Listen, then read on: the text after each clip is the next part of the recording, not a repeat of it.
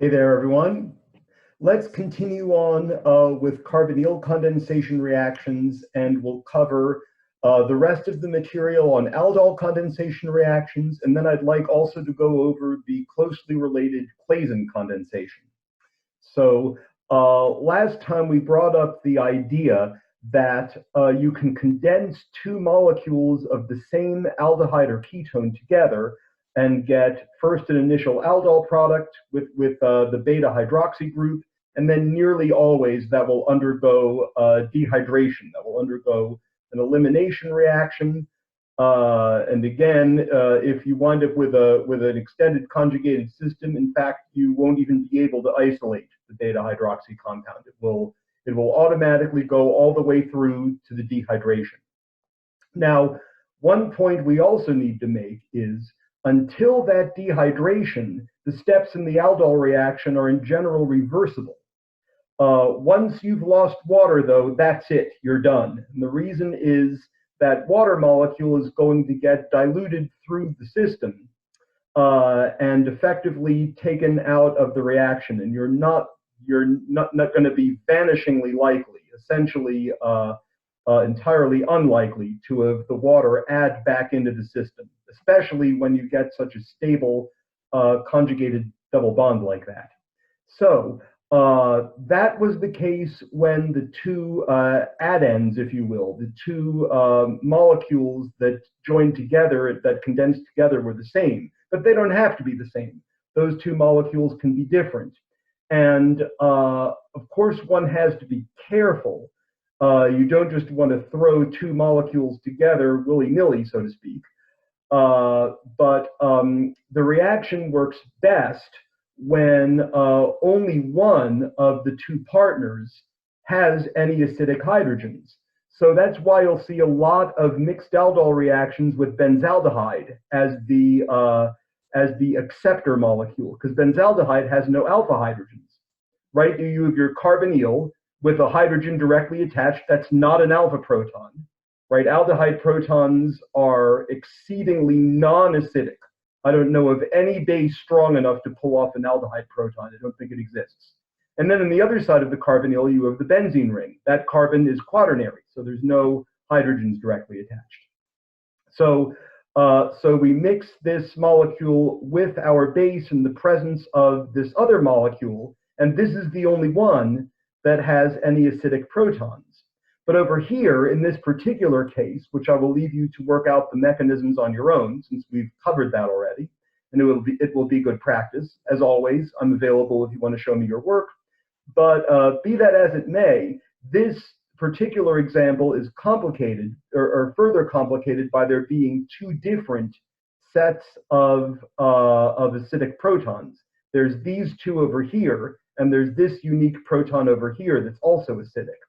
And at first one says, well, we're using a thermodynamic base, an alkoxide base, that's going to go for the more hindered proton. And indeed, that can certainly happen. I think you'll find in that case that you get this initial adduct. And indeed, I do not deny, this initial adduct here is much more stable than the initial adduct you get if you add benzaldehyde from this carbon. You'll also get a beta hydroxy compound. But those two beta hydroxy compounds are not created equal. Once this one is formed, it is impossible to dehydrate it. And I think you'll see that pretty easily when you consider that this alpha carbon has no protons directly attached. And as such, there's no possibility for an elimination. So what that means is all of this compound that's formed just reverts back to the starting materials. Meanwhile, if you do get deprotonation on the other side, which you do, remember, we said that alkoxide bases, it's not that they never deprotonate on the other side. Certainly they do. It's just that when other things are equal, and you have two possible adducts, then you're going to get the adduct that's more stable through the enolate that's more stable. But here, other things are not equal. This initial adduct, as I said, cannot react further. It cannot dehydrate. But the initial adduct on the other side can dehydrate. And that will happen giving this, again, extended conjugated pi system.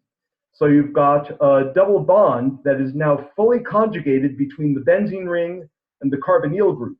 And until you lose that water molecule, or until you lose the elements of water, there's no conjugation. So the driving force for losing water here is tremendous. And once the dehydration happens, that's it. It's no longer going to revert. So in fact, in this case, I would anticipate that it would be this compound that would be the major product, and not that one. So I just answered my own why not question here. But take a look at those mechanisms. I think that will be good practice for you. Here's another case of a mixed aldol reaction where I've given you the mechanism in your class notes. I remember that particular semester, I received the feedback during the semester, someone suggested making all of the arrows red. Okay, so I gave it a try. Not sure how much difference it made, but maybe some of you will find it helpful. So in this case, we've got cyclohexanone, and we've got our old friend ethyl acetoacetate, which we met in the previous chapter. And in this case, we have one particular set of protons that's especially acidic, right? These protons are between two carbonyl groups. And so those are the ones that our base is going to go for preferentially. Always remember to check what you're given so you know what to put down for your base. You don't just memorize XYZ goes there.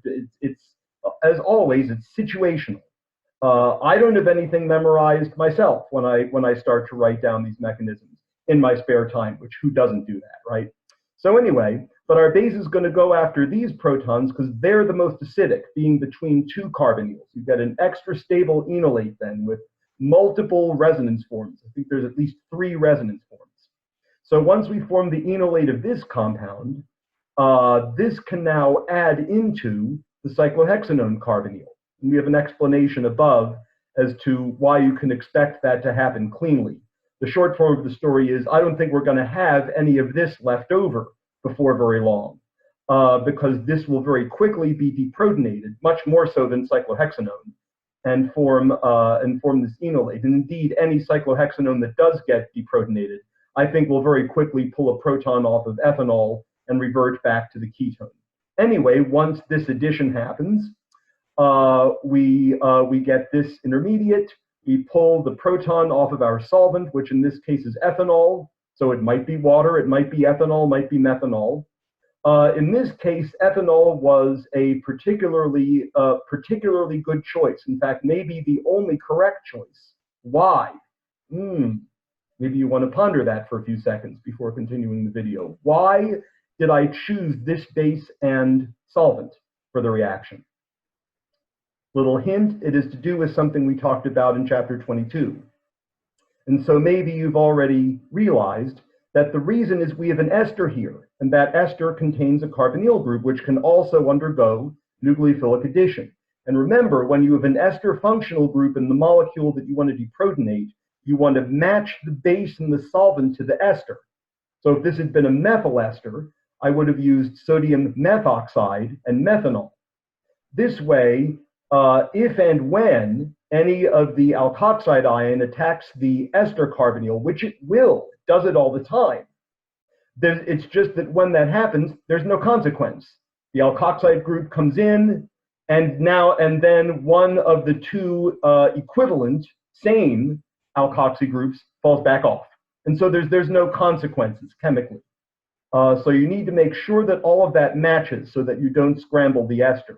Water and hydroxide would be the worst choice here, because then you would also hydrolyze the ester. And boy, once you wind up acidifying it, you're going to lose CO2 as well. So that would be a big mess. So remember, in order to keep the ester intact and not scrambled, whenever you're deprotonating a compound with an ester functional group in it, you always want to make sure everything matches, the ester, the base, and the solvent. Anyway, that gets us back to here, where we pull off a proton from our ethanol in order to get this beta hydroxy species. And so this will again very rapidly undergo dehydration. This proton here is now particularly acidic, so this will go by, again, an E1CB mechanism there's now at least 3 correct ways of drawing this enolate, any one of which would be acceptable, because it's a resonance stabilized species. The true structure is a hybrid of all of those structures. And so if you wanted to show the minus charge on this carbon, perfectly fine. If you wanted to draw the ester group and show the minus charge on that oxygen, perfectly fine. Totally acceptable. Anyway, this undergoes the second step of the E1CB dehydration, and we get our product over here. So this would be the product that I would anticipate getting. And now this double bond is not only conjugated to both carbonyls, but is also tetrasubstituted. So it's an especially stable alkene. So that's a pretty strong driving force for dehydration. I don't anticipate you would even need to heat this or acidify. I think eventually you would acidify, by the way. It's kind of best practice whenever you do a reaction to work up the reaction with whatever is the chemical opposite. So you might want to throw in some acid just to neutralize your base, but actually I think that almost all, if not absolutely all, of the dehydration will have already occurred by then. But again, you want to add that acid very carefully. Dilute acid, added very carefully, probably kept cold so you don't hydrolyze your ester. And again, I think you'll get some ideas from the OWL questions as to how that might be written down. Good, so another take or another variant on aldol reactions, not only can they be mixed, they also can be intramolecular, meaning that they can occur within the same molecule and you'll form a ring, especially if you can form a 5 or 6 membered ring. That's the one you want to look for. And in this case, you might find it helpful in cases like this to number your carbons in your starting material and figure out where the new connection comes in. And I didn't mean any kind of official IUPAC numbering like here. I just numbered them arbitrarily. And in this case, I think you'll see we have 2 different sets of acidic, we have 2 different sets of acidic protons. There's these in carbon 3, which is the same as the ones in carbon 4. The compound happens to be symmetrical. And then there's these on carbon 1, which are the same as the ones over here in this other methyl group. But you need to look carefully at the structure of your starting material and see how it is that you're going to get the product that you're given.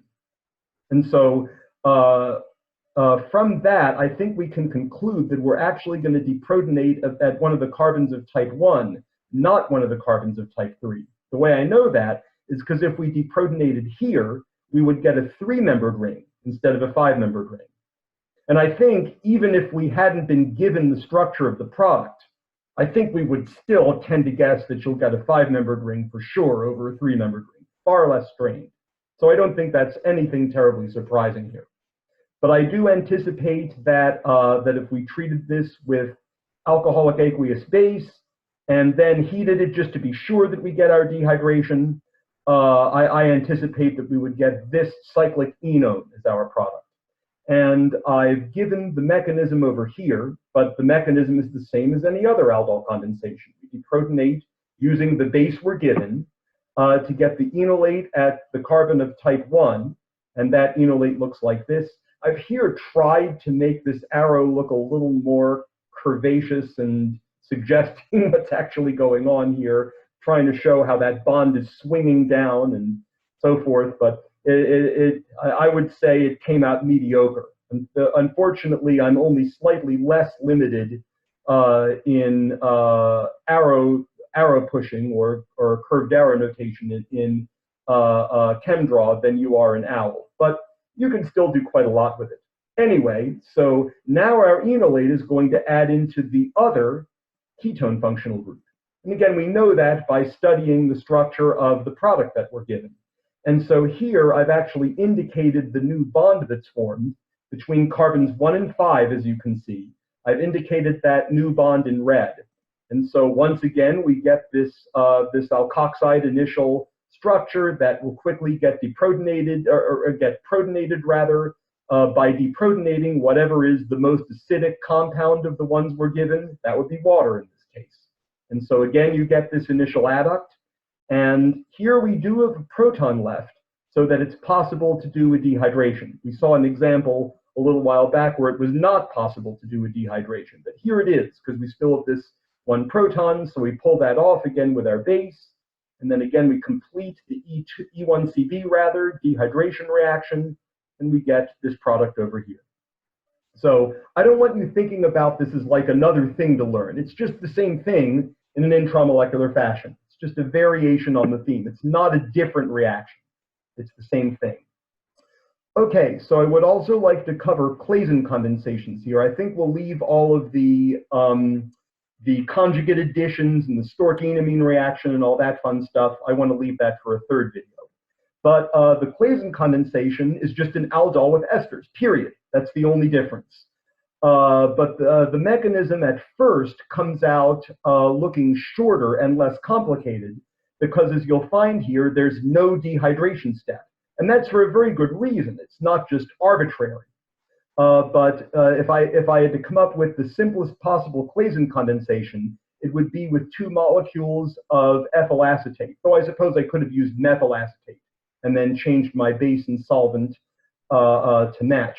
You do have to do an acid workup here for reasons that I think you'll see as we go through this mechanism. The product, when 2 of these molecules come together, is again our old friend ethyl acetoacetate. And that's one way that ethyl acetoacetate is made industrially.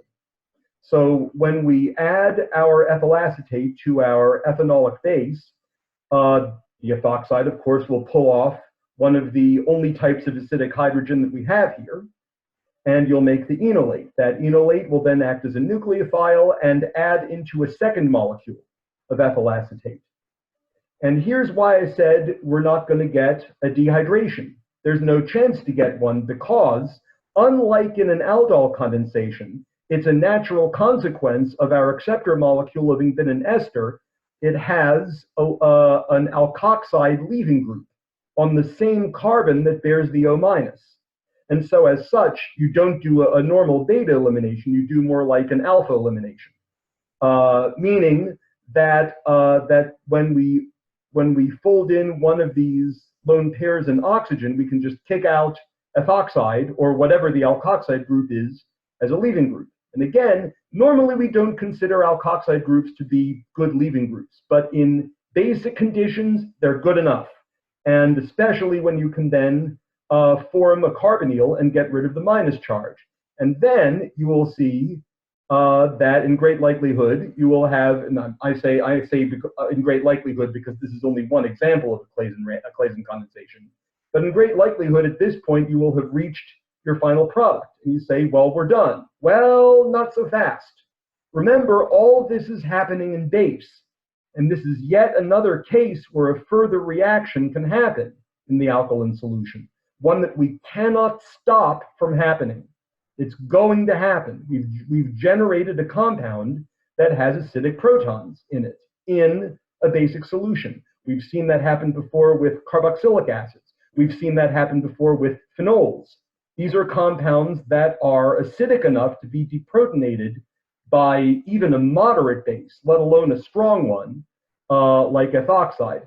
These protons are not nearly as acidic, of course, as those in a carboxylic acid, let's say, but they're certainly acidic enough to get pulled off by an alkoxide ion.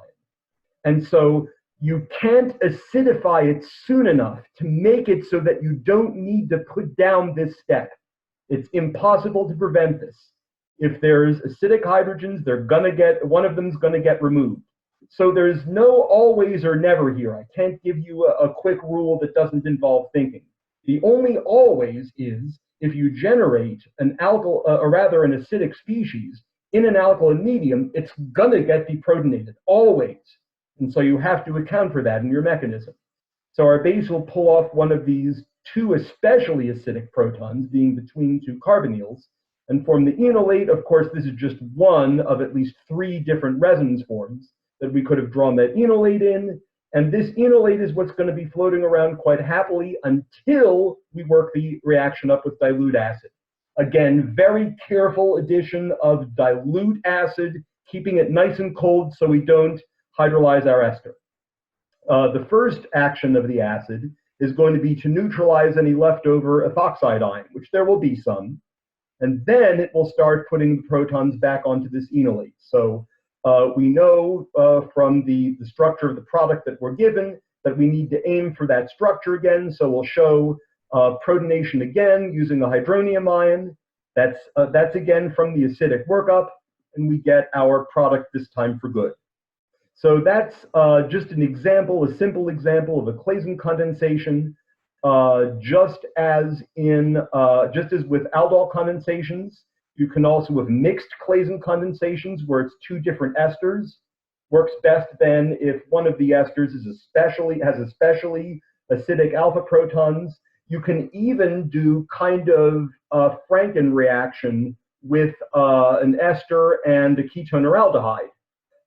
And the type of reaction you'll get then, which you will get to practice on OWL, the type of reaction you'll get then mostly depends on where your most acidic protons are.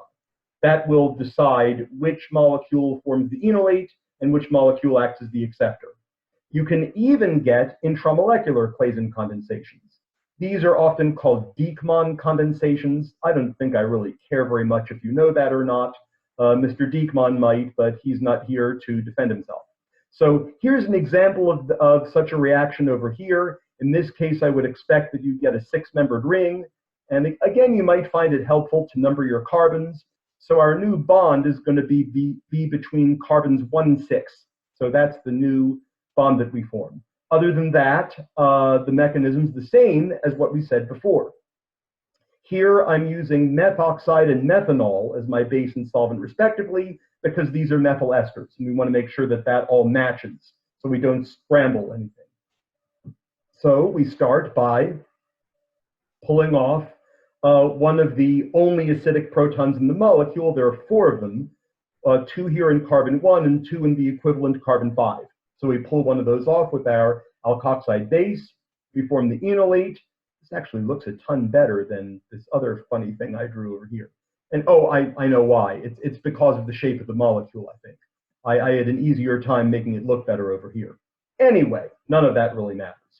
But now our enolate adds into the other ester carbonyl, and we form a 6-membered ring. Yes, I see I did indicate the new bond here between carbons 1 and 6.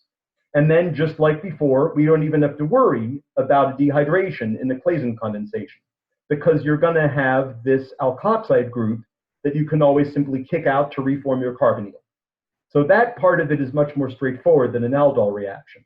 Now it's at this point that you need to check to see whether there are any leftover particularly acidic protons. And in this case, we do. There may not always be one. You know, there might have been some alkyl group here. And then I don't think you would so much have gotten the enolate, maybe a little bit. But if you have an especially acidic proton like this one, then you're not going to be able to stop that, that proton from being pulled off and getting this enolate again. And that's when you add the dilute acid. That's the second step. And so we simply protonate our enolate, and we get our product here. So that's just an intramolecular variant. Again, I guess they call that the Dieckmann condensation. But it's really just an intramolecular Claisen condensation. So that's the only thing to be concerned with there, I think. Other than that, I think that's a good place to stop. I would like to leave the rest of the chapter for a later video. I believe that will also more or less get us through this coming Tuesday's material. So we'll stop there, and I'll see you all later on. Have a good day.